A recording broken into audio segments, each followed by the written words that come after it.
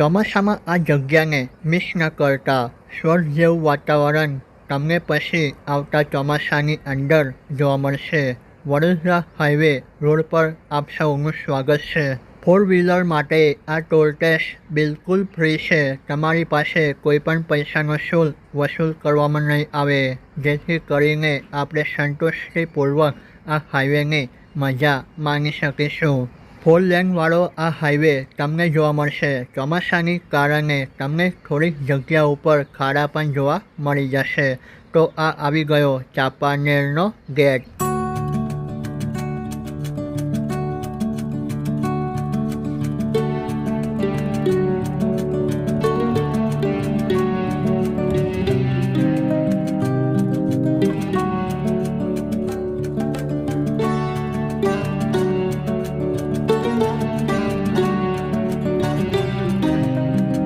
જ્યારે તમે પહાડની ઉપરની સાઈડ ઉપર ચડાઈ કરો છો તો તમને 2 લેનવાળો રોડ બનેલો જોવા મળશે, તે પણ વળાંકવાળો. હવે તમને રસ્તાની અંદર આ રીતની સેવા કેમ્પ પણ ચાલતી જોવા મળશે, જ્યાં તમે માતાજીનો પ્રસાદ પણ ગ્રહણ કરી શકો છો. સ્વસ્થ અને સારી એવી સુવિધા તમને અહીંયા જોવા મળશે.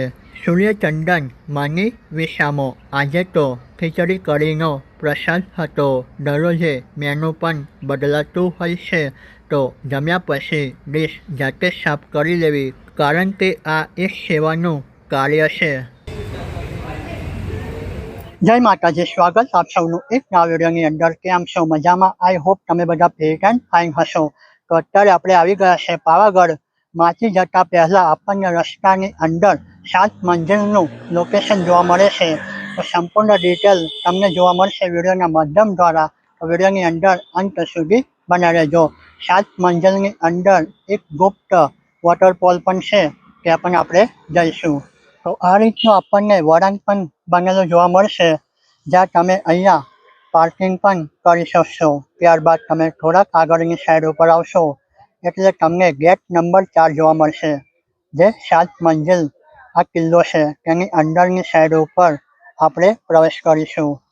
તો તમને આ ગેટ ગોલ આકારની અંદર બનેલો જોવા મળશે, કારણ કે દુશ્મન આ કિલ્લા ઉપર હુમલો કરે તો વધારે મહેનત કરવી પડે. તો ચાલો ગોલ આકારની અંદર જે રીતનું ગેટનું નિર્માણ કાર્ય છે તે પણ તમને બતાવું. કાળઝાળ ગરમી પછી જ્યારે કાળા વાદળો આકાશમાં ઘેરાય છે અને ધરતી પર વરસાદની પહેલી બૂંદ પડે, ત્યારે આખી સૃષ્ટિ નવી નવેલી નવધૂનની જેમ સજી ઉઠે છે. પથ્થરોથી બનેલી આ દિવાલને વર્ષો વર્ષ વીતી ગયા છે.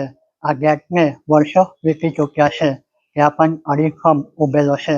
પ્રવેશ કરી લીધો છે ગેટની અંદરની સાઈડ ઉપર. ચારે તરફ પથરાયેલી હરિયાળી, પહાડો પરથી વહેતા ઝરણા અને માટીની એ ભીની ભીની સુગંધ મનને એક અનોખો જ આનંદ આપે છે.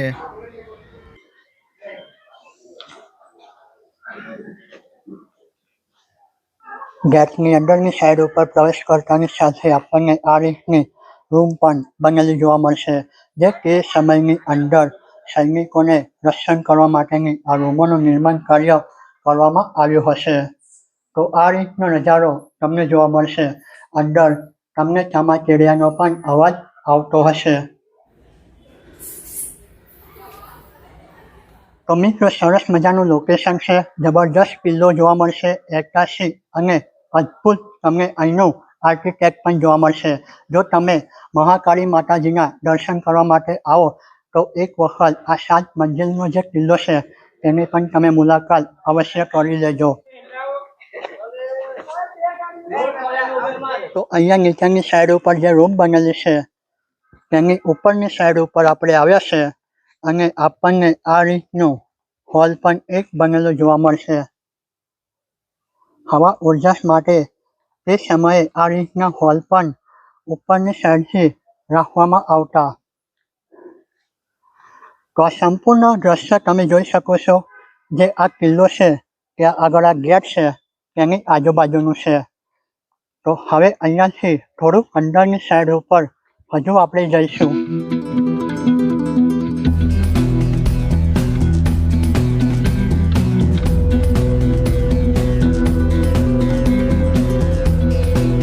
તમે મારી પાછળની ભાગની અંદર જોઈ શકો છો આ રીતના મોટા હેવી પથ્થરનું એકની ઉપર એક ગોઠવણ કરીને જબરજસ્ત રૂમો તૈયાર કરવામાં આવી હતી. તે સમય પહેલા આ પથ્થરની લંબાઈની વાત કરું ને તો કમસે કમ 2 થી 2.5 ફૂટ લંબાઈ છે અને ઊંચાઈની વાત કરું ને તો 1 ફૂટ ઊંચાઈ ધરાવે છે.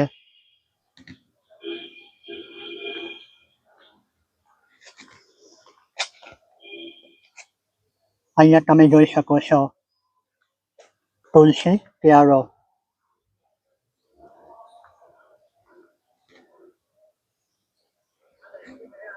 અને આ રીતની બેઠક વ્યવસ્થા પણ તમને જોવા મળી જશે. આ જૂના જમાનાના અવશેષો અહીંયા રાખેલા છે. તમે અહીંયા ચેક કરી શકો છો કઈ રીતની કલાકૃતિનો નમૂનો આપણને જૂના જમાનાની અંદર જોવા મળતો હતો. તો આ રીતની કલાકૃતિ તમને પથ્થરો ઉપર કંડારેલી જોવા મળી જશે.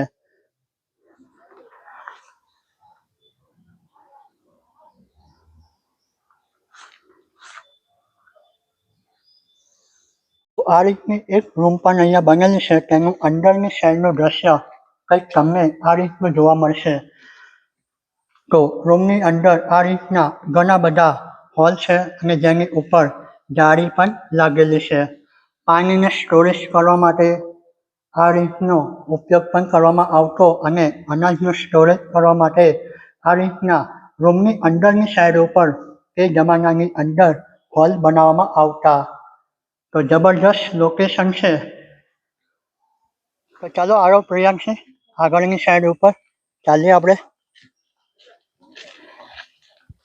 તો આજે તો આ પણ તૈયાર થઈ ગયા કિલ્લો જોવા માટે. તો આ રીતનો દળાણ વાળો રસ્તો પણ બનેલો છે. અહીંયાથી પાણી વહે ને તે સંપૂર્ણ ખાઈની અંદર જાય છે. અને એવી કહાની પણ મોજૂદ છે ઇતિહાસની અંદર. અહીંયા 2 ચોરો રહેતા. તે ચોરી કરતા તેમાંથી અડધો હિસ્સો માતાજીને અર્પણ કરતા. તો અહીંયાથી આગળ આવ્યા અને અહીંયા જે રસ્તો પડ્યો છે ને તે વોટરફોલ તરફ આગળની સાઈડ ઉપર જાય છે. તો પહેલા તો આપણે 7 મંજિલ જે નીચેની સાઈડ ઉપર છે ને પહાડની નીચેની સાઈડ ઉપર તે જોઈ લઈએ. અને આ રીતનું કંઈક દ્રશ્ય તમને જોવા મળવાનું છે.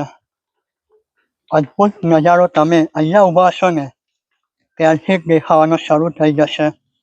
તો મિત્રો જો તમે આ ચોમાસામાં કુદરતના ખોળે આવેલા ખાસ પ્રવાસન સ્થળો કે હિલ સ્ટેશનોની મુલાકાત નથી લીધી તો સમજો કે તમારું ચોમાસું અધૂરું જ રહી ગયું.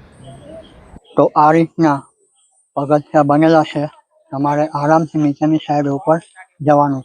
અહીંયાથી તમને દ્રશ્ય નજર આવી રહ્યું છે. કમ્પ્લેટ જે ખાઈ છે તેની અંદરથી ઉપરની સાઈડ ઉપર કિલ્લો ઊભો કરવામાં આવેલો છે. તો આ છે 7 મંજિલનો કિલ્લો. અને અહીંયાથી તમને આજુબાજુ પાવાગઢની સાઈડ ઉપર બનેલા પર્વત છે તે પણ જોવા મળી જશે. અને અહીંયા આ જે કિલ્લો છે તેની બોર્ડર પણ અહીંયા તમે જોઈ શકો છો. તો આપણે આ રસ્તા ઉપરથી આવ્યા અને અહીંયા તમે જોઈ શકો છો કિલ્લાની બોર્ડર. અને તમને આ રીતના નાના નાના ખાના પણ બનેલા જોવા મળશે જે સૈનિકો દૂર સુધી દ્રષ્ટિ જોઈ શકે.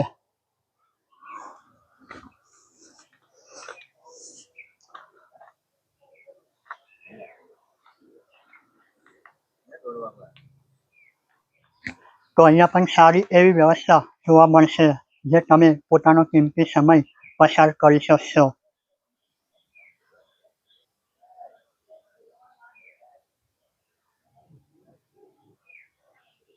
તો વરસાદ વધુ હોય તો આ લોકેશનને પ્રશાસન દ્વારા બંધ પણ કરી દેવામાં આવે છે. અને તમે મારી પાછળની સાઈડ ઉપર જે દ્રશ્ય જોઈ શકો છો ત્યાંથી ઘણા બધા વોટરફોલ નીચેની સાઈડ ઉપર પડતા હોય છે.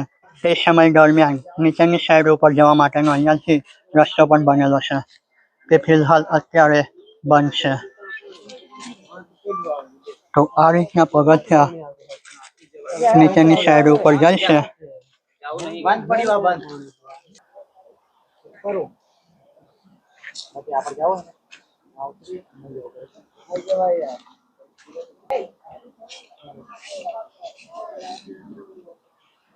તો આ તમે જોઈ શકો છો ખાઈની અંદરની સાઈડ ઉપરથી બનેલો આ કિલ્લો છે જે 7 મંજિલનો છે.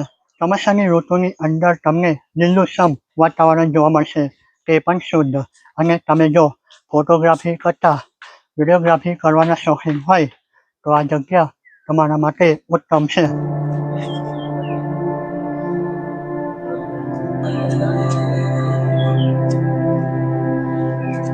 તો હવે આપણે જઈશું વોટરફોલ તરફ. આ જે કિલ્લો બનેલો છે તે કિલ્લાની અંદરથી રસ્તો જાય છે. લગભગ તમે અડધો કિલોમીટર ચાલશો એટલે વોટરફોલ સુધી પહોંચી જશો. આ રીતના કોટા સ્ટોનના પથ્થર પણ મૂકવામાં આવેલા છે જેથી કરીને જે યાત્રાળુ હોય તે આરામથી આગળની સાઈડ ઉપર ચાલીને જઈ શકે. તો જેમ જેમ આગળની સાઈડ ઉપર વધી રહ્યા છે તેમ તેમ વોટરફોલ જે પડે છે તેનો અવાજ પણ આવી રહ્યો છે. ચોમાસાની અંદર પહાડો અને જંગલનો નજારો કંઈક અલગ જ હોય છે. કુકડા, ટાંકી નદીઓ, ધુમ્મસથી ઢંકાયેલા પહાડો અને ઊંચાઈ પરથી પડતા ધોધ નજીકથી જોવા એક અદ્ભુત અનુભવ છે. આવી જગ્યાઓએ જઈને જ્યારે આપણે કુદરતના ખોળે ગળી બેસીએ છીએ ત્યારે આખો દિવસનો થાક અને મનનો તણાવ ક્ષણભરમાં ગાયબ થઈ જાય છે.